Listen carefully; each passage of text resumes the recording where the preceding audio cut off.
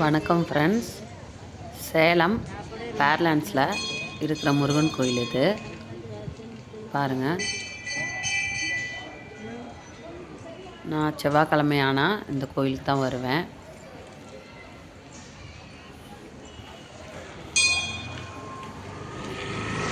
இது எனக்கு வீட்டுக்கு பக்கமாக இருக்கிற முருகன் கோயில். வேறு இடத்துலலாம் முருகன் கோயில் இருக்குது, கொஞ்சம் தூரம். இதுவே 3 கிலோமீட்டர் வீட்டுக்கும் பேர்லாண்ட்ஸ் முருகன் கோயிலுக்கும். நிறைய பேர் வருவாங்க. நானே இங்கே லோக்கலில் தான் இருக்கேன், ஆனால் ரொம்ப வருஷமாக அந்த கோயிலுக்கு வந்ததில்லை. இப்போ ஒரு வருஷமாக தான் இந்த கோயிலுக்கு வந்துட்டுருக்குறேன். அது நிறைய கடை, ஆனால் உள்ளே இருக்க கோயில் டக்குன்னு யாருக்கும் அவ்வளோவா தெரியாது. ஒரு ஏரியாக்குள்ளே லாஸ்ட் எண்டில் இருக்குது பாருங்கள். கடையெல்லாம் நிறையா இருக்கும். பூ பழம் எல்லாமே எல்லா கோயிலும் இருக்கிற மாதிரி கடைகள் நிறையா இருக்கும்.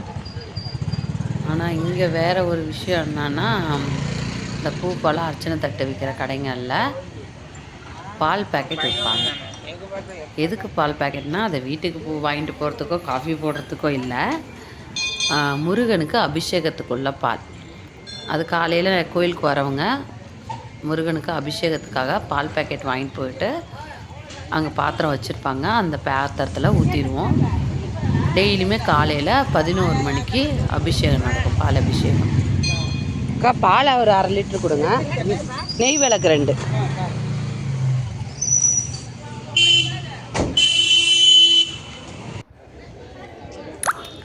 நம்ம 2 நெய் விளக்கும் பால் பாக்கெட் வாங்கியாச்சு.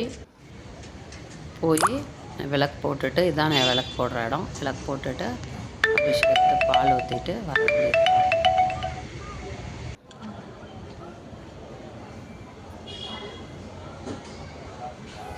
விளக்கு போடுறேன். ஆனால் வீடியோ எடுக்க ஆள் இல்லாதல நான் தனியாக போயிருந்தனால அங்கே ஒரு இடத்துல வச்சுட்டு நான் விளக்கு போடுறேன்.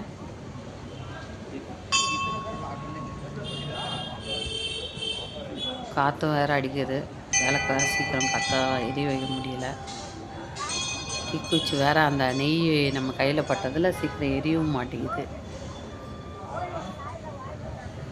எப்படியோ தடுமாறி கஷ்டப்பட்டு எப்படியோ பற்ற வச்சாச்சு. ஒரு விளக்கு எரியுது. இன்னொரு விளக்கும் பொருத்திட்டு சாமியை கும்பிட்டுட்டு கிளம்ப வேண்டியது தான்.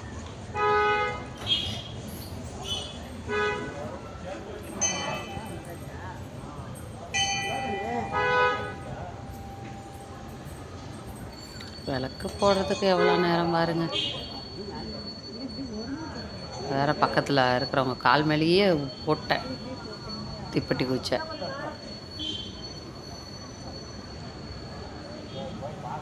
சாமிக்கு விளக்கு நேர் ஆப்போசிட்டே இருக்குது. விளக்கு கொடுத்துற இடமும் சன்னிதானமும் முருகனை காமிச்சிட்டு கும்பிட்டுட்டு விளக்கு அந்த இடத்துல போகிற இடத்துல வச்சுட்டு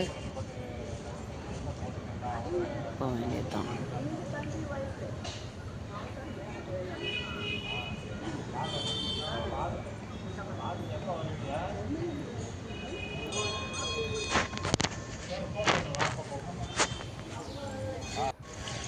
நெக்ஸ்ட்டு இது வந்து அரச மரம். அரச மரத்துக்கு அடியில் பாருங்கள் எவ்வளோ பெரிய அரச மரம், நல்ல பெரிய அரச மரம். அரச மரத்துக்கு அடியில் யார் இருப்பா? நம்ம பிள்ளையார் தான், அவர் தான் இருக்கார். இந்த இடத்துல வேல் இருக்குது முருகரோட. இங்கே வெத்தலை தீபம் போடுறவங்களாம் இந்த இடத்துல இந்த வேல்கிட்ட தான் போடுவாங்க பாருங்கள்.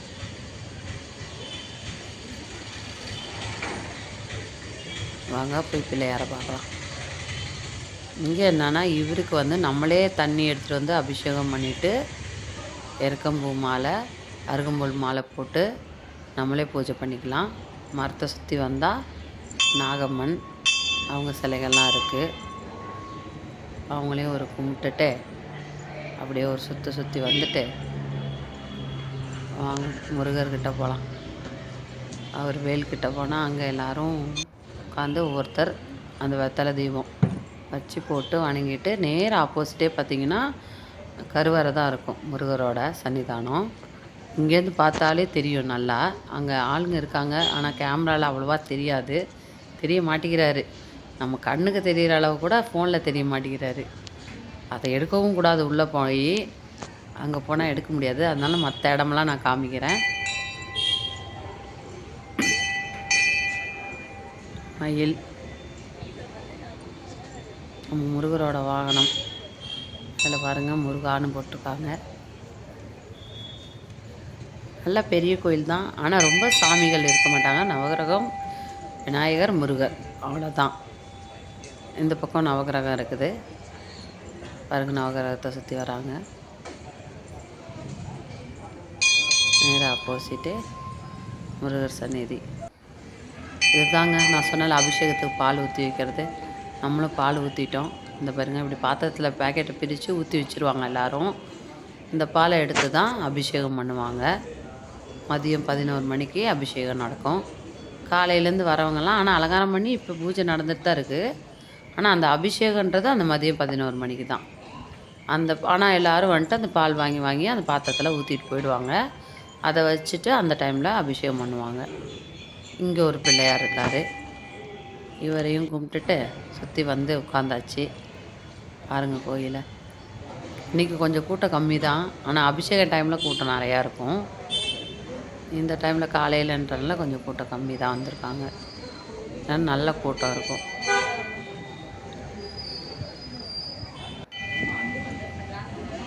இங்கே ஒரு வில்வ மரம் இருக்குங்க.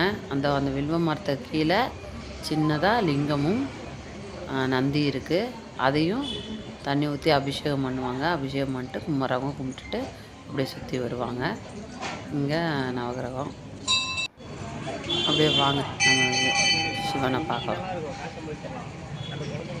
எல்லாம் பூ போட்டு மறைச்சிருக்காங்க. சின்ன லிங்கம் தான், லிங்கமும் நந்தியும். அப்படியே வில்வ மரம், அது பக்கத்தில் வேப்ப மரம் இருக்குது.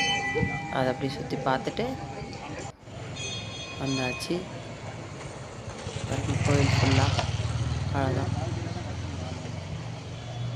இதுதான் பேரண்ட்ஸில் இருக்க முருகன் கோயில். இங்கே வாரானா நான் வருவேன். நெக்ஸ்ட் வீடியோவில் இன்னொரு கோயிலில் பார்க்கலாம். ப்ளீஸ் ஃப்ரெண்ட்ஸ், சப்ஸ்கிரைப் பண்ணுங்கள், லைக் பண்ணுங்கள். தேங்க்யூ. அடுத்த வீடியோவில் பார்க்கலாம்.